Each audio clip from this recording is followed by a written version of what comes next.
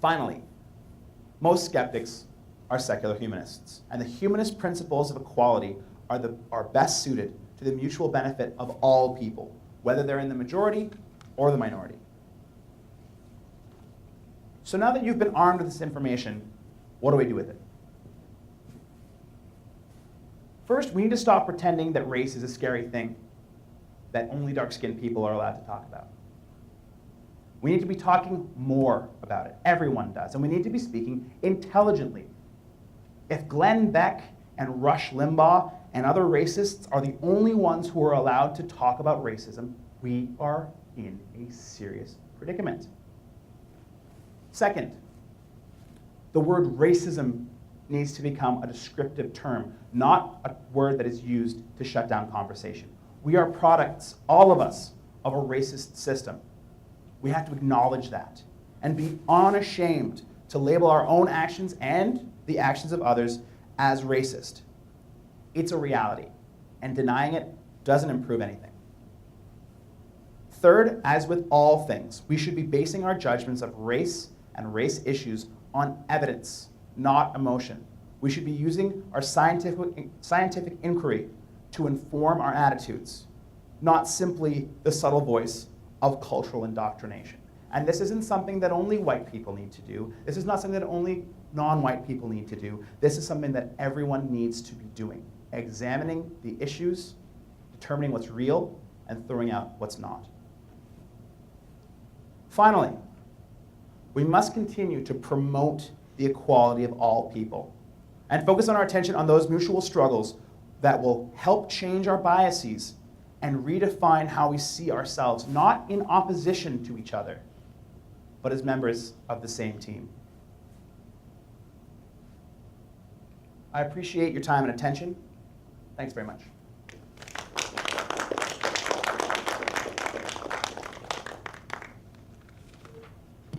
Ian, thank you so much. That was magnificent. Are you willing to take questions? Absolutely. All right. Does anyone have questions for Ian? Excellent. You could probably just say them in a normal speaking voice. Well, if she comes up here, then we... Oh, then we get it on camera. Right.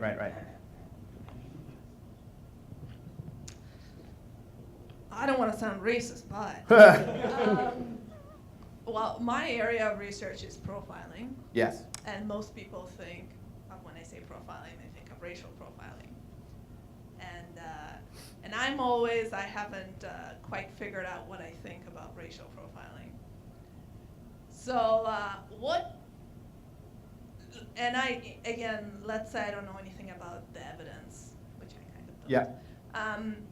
Let's say the evidence was such that you knew that, let's go for 80% of the offenders in this case that you're investigating are going to be black. Okay. And you're out and you're looking, this crime just happened, you're out and you're looking for people to talk to. Yep. Would you say that you should not approach black people based on your evidence because that is racist? There's three answers to that question. From a legal perspective, and I don't have a background in law, but from a legal perspective, you can't detain someone unless you have a reasonable suspicion that they have broken some kind of law. The question really becomes, does having a certain skin color qualify as reasonable suspicion of crime? I would say no, because while 80% of the offenders may be from one group, 99% of people in that group are not offenders.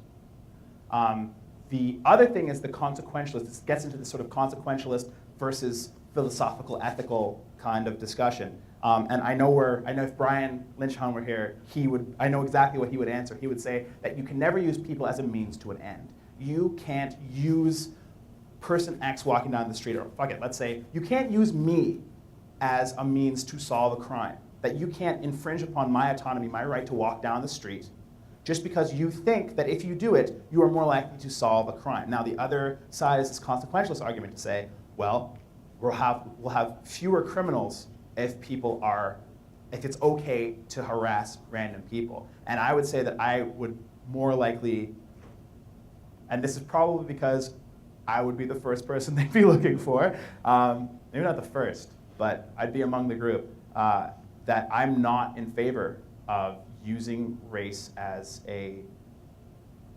defining race as just cause to violate somebody's human rights. Thanks. I believe this is traditionally called fit the description. Yeah, that's the one. Yeah. Yeah. You fit the description of You were black. every criminal I've ever heard of. So 6 get feet in the, tall. get in the car, yeah. Wearing a suit. Excellent. We have another question for you. Skeptics often deal with biases, cognitive biases, and some of the things that Jake was talking about earlier, the heuristic shortcuts that we take. We assume things based on old ideas. Yeah. And confirmation bias makes us remember things that agree with what we already believed. Yes. Would you say that racial bias is another example of these cognitive biases, or in what ways is it different? I mean, it's not different in principle, it's different in fact.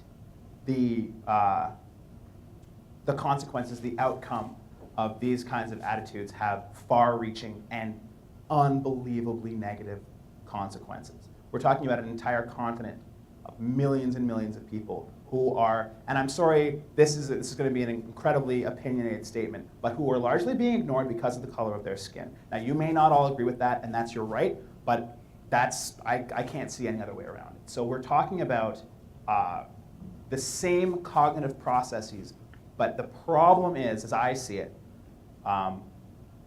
that because admitting to those biases makes us feel like we're bad people dispositionally, that we are evil.